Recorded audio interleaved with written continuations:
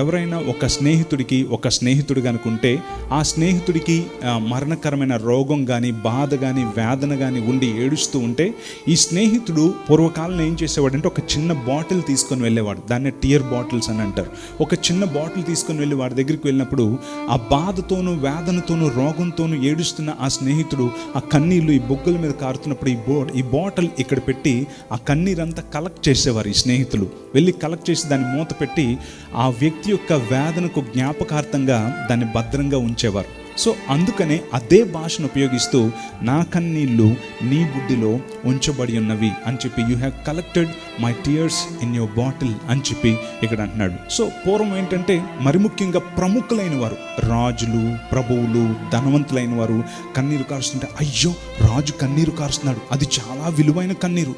ఒక రాజు కన్నీరు కారుస్తున్నాడు అంటే ఎంత కష్టం వస్తే కన్నీరు కార్చడు అనుకుంటే